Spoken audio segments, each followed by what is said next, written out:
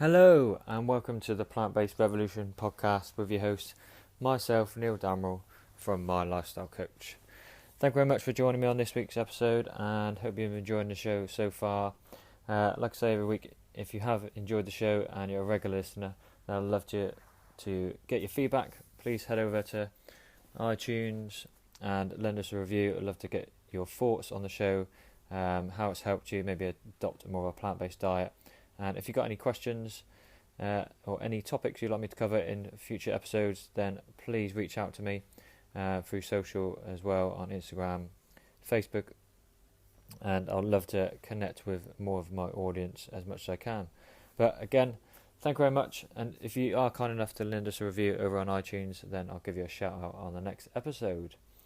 So on today's episode, I'm just going to talk about how you can set your kitchen up to help you keep slim. So we all know the kitchen is the heart of every home, and abs are made in the kitchen, as they say. So in terms of wanting to achieve your weight loss journey, it's important that you structure your kitchen to get the most out of your day, out of the most of the kitchen. So what you're going to be putting in your mouth and what you're going to be fueling your body with is the best it can be. So I'm just going to talk briefly about these 10 little points that you can adopt, sort of a few clever changes you can make to your kitchen to help you stay slim. So number one is to keep your healthy foods at the front of the fridge. So if unhealthy foods are the first thing you see when you open the fridge or the cupboards, then guess what? You're generally going to reach for those unhealthy foods as opposed to the healthy options. There's a study recently actually that came out from Cornell University that found that you're 3 times more likely to eat the first thing you see in the kitchen than the fifth. So keeping healthy foods visible at the front of your fridge could help you lose weight more efficiently. So, for example, you could chop up some fruit, some vegetables, keep them in an airtight container, put them in the front of your fridge so that when you're reaching for something, if you're having a snack mid-afternoon or if you're sitting in front of the TV, then you're more likely to reach for something healthier, some vegetables dipped in hummus, as opposed to reaching for a packet of crisps or some chocolate, for example. So just a little tactic you can do to help with healthy snacking.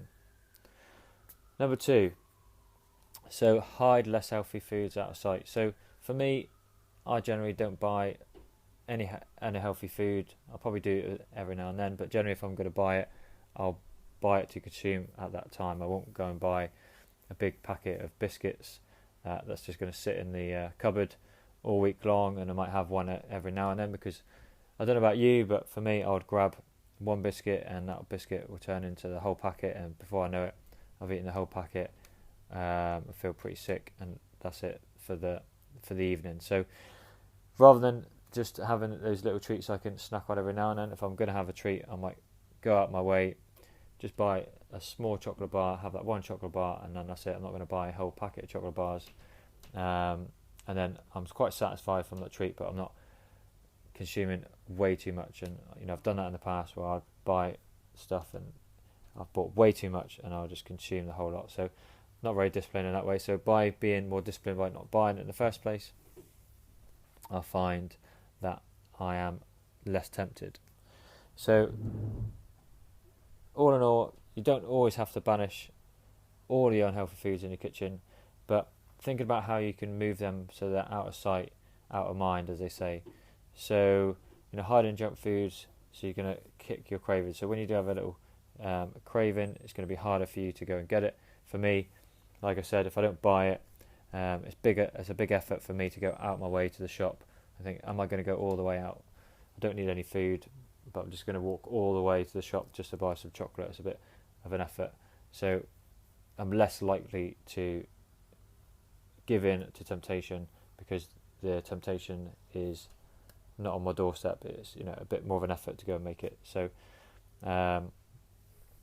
if you can do that, then definitely that's a good way of stopping you eating unhealthy foods at home. Also, in the cupboards, then maybe put your junk food, at the back of the cupboards, or keep them out of sight, as I said, out of mind. So, like the temptation is not as easy, and you're going to be more mindful about why you're actually, making that effort to go and get that snack, because obviously it takes more of an effort. You give your time to think about, do I really, really need this? Am I hungry? Am I just dehydrated, a bit thirsty? But a lot of time just bored, really. A lot of time we consume snacky foods just because we're bored.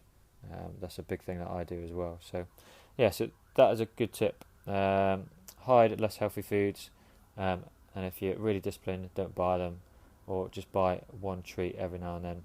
But don't make it part of your weekly shop, for sure.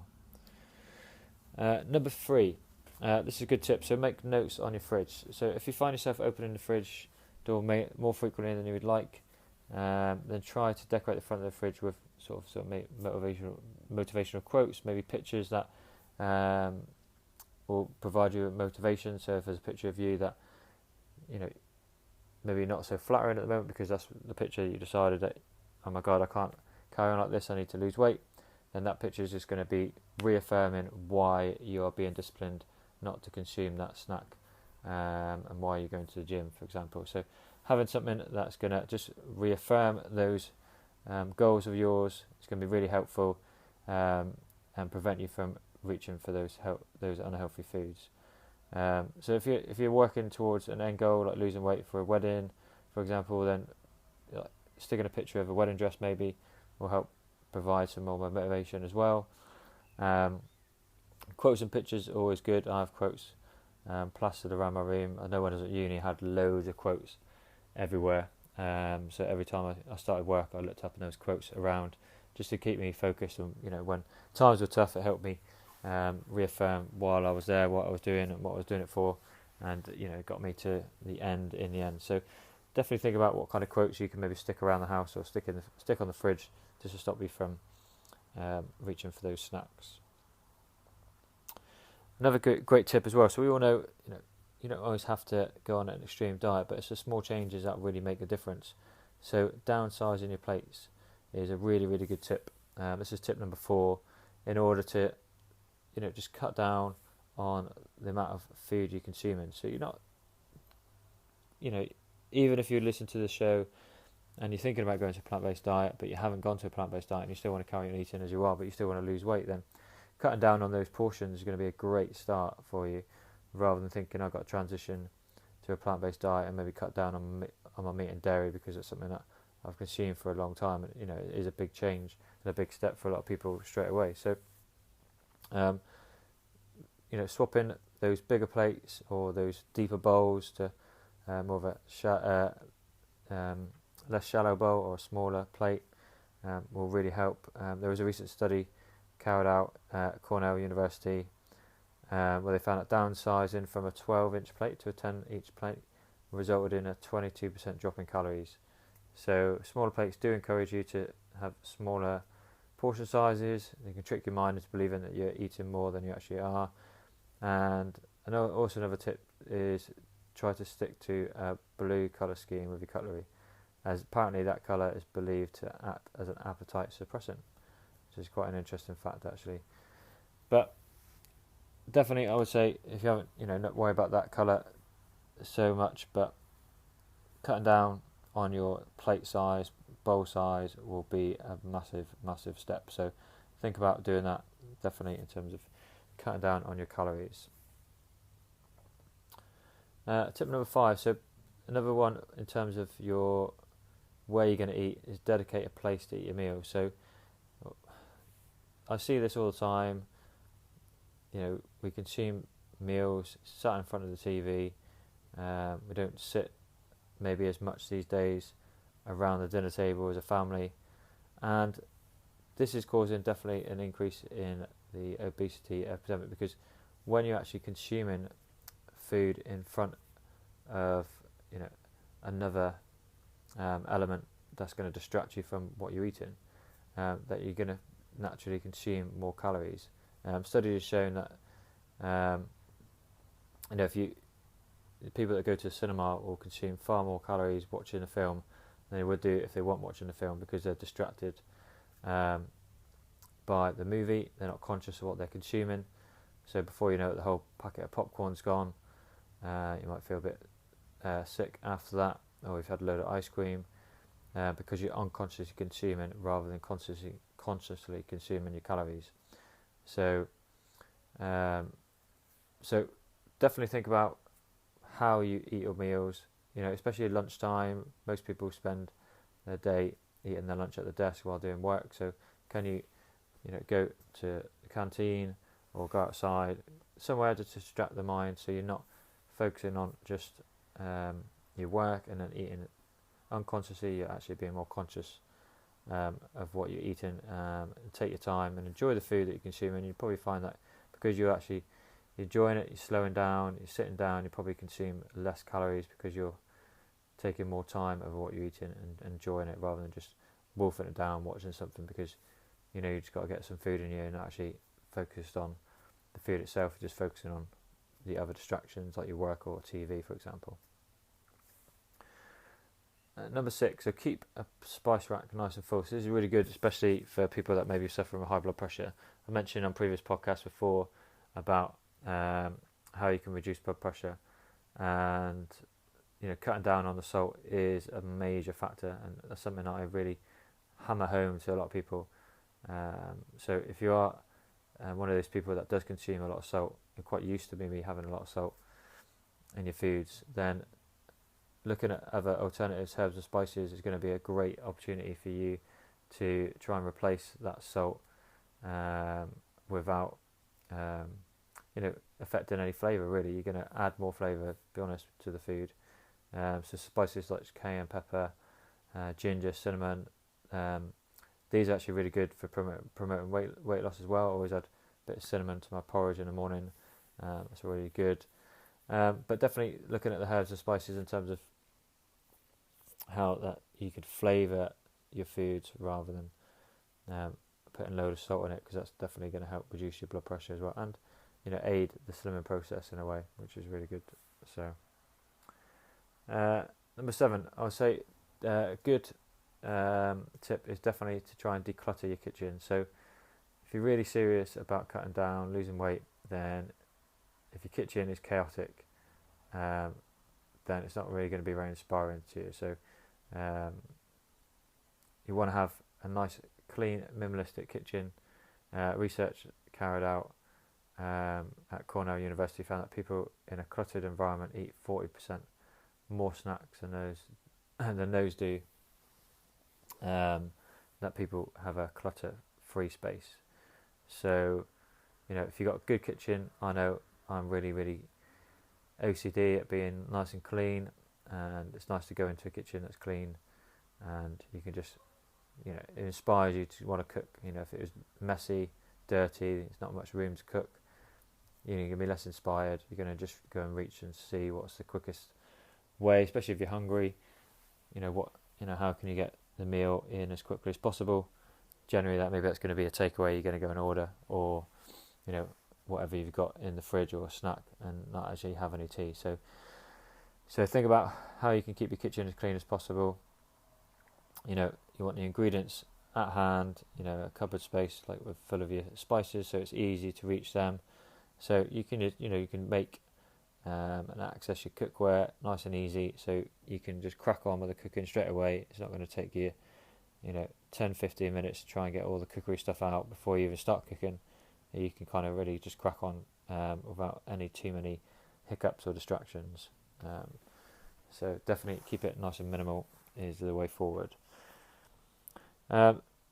This is number 8. I kind of touched on this actually with the 5th point, with dedicate a place to eat, in terms of sitting around an environment that is designed for eating, not watching TV. And this kind of goes back to this point where you want to cut out all the distractions when you're eating, like I said before. So sitting in front of the TV is going to be the worst thing for you. You're, like I said before, you're inactively ignoring signals from your body that you've had enough food, and therefore you're going to result in consuming more food than you normally would. So, if you are consuming food, turn the TV off, sit down with a family, have a chat, take your time and enjoy that moment, enjoying dinner together. That is a key. Number 9. So this is actually quite a nice tip I stumbled across in terms of moving the fridge out of the kitchen. So a lot of time, how many times you grab something to eat out of the fridge just as you're passing as a snack or the cupboards. You don't have to move the fridge completely out of the kitchen, but it's just trying to have less temptation really, because you might be, if it's close by, even while you're cooking, you might reach in there for a bit of cheese and have a snack, that kind of thing. So if you do have, a lot of people have maybe a couple of fridges, try and maybe have less in the fridge. That's always a good one. I always buy the food that I need to cook and then just cook it up. I don't have hardly anything in the fridge at all. I don't buy big shops. I've shopped little and often, and just shop for what I need for that week, and then it's all going to last me that week and it's gone, rather than like filling it up. So but definitely removing temptation. That's just another way, cutting the fridge away from temptation. If it's in the in the garage, or a lot of people have it in other ways, so it's a bit more of an effort to go and get it. So one thing's a bit more of a struggle or an effort, you're going to be less likely to go and do it. When it's easy at reach, you're more likely to consume it. So another last final tip is from a study actually that was carried out at St George's Hospital in London, that found that patches of vanilla scent placed in back of participants' hands significantly lowered their appetite for sweet drinks and foods, which is interesting. So the aroma of vanilla is thought to stimulate the release of serotonin, hormone in the brain, which promotes feelings of happiness and satisfaction. So they've highlighted that if you put a vanilla scented candle in your kitchen, then the lighting of the candle, scented candle, the smell of the candle provide the opportunity to reduce sugar cravings. So it's another good opportunity to try it. If it doesn't work, at the same time your kitchen is going to smell beautiful, so it's going to be a win-win overall, isn't it? So that's another good tip. But it's just trying to create an environment where the kitchen is not a place of gorging, it's a place of love, and you can share good hearty meal with your family, but also enjoy cooking. Get the family involved when you're cooking as well. So it's a process rather than just thinking I just need food. I think we need to get back into love with cooking, get back with taking our time, experiment with a few more recipes. Don't be afraid to fail. We've all failed. I've failed many times until I've got the right ones corrected and had to chuck away a lot of food, but it's the process. And once you've cooked a really nice meal, it is a really good feeling, satisfactory feeling that you've provided a nice meal for your family or friends or loved ones, and you put that hard-earned effort in rather than just buying a ready meal and whacking it in the microwave where there's no attachment to that whatsoever. So just spending a bit more time, I think, generally in the kitchen, making sure you're distracted, take all distractions away from the kitchen, and making sure it's a place of family time, and enjoying the process of cooking. So hopefully those 10 kitchen tips will be helpful to keep you slim. They're very, very, very simple tips, so I would say just see if you can apply maybe a number of them to begin with. You don't obviously have to apply every single one of them straight away. Changes small, little and often will make the big difference. So by just choosing one, like smaller plates, but not buying the unhealthy foods, those kind of things, declutter the kitchen, all definitely going to help you keep you slim going forward. So thank you very much for listening. I'm going to wrap that up for today's episode. Hope you've enjoyed those tips. If you've got any questions, feel free to get in touch. As I said before, if any of those tips you've applied and you found them useful, then let me know on social media, Instagram, Facebook, or send us a review over on iTunes. That'd be great. And thank you very much for spending your hard-earned time with me this week, and we'll speak to you soon.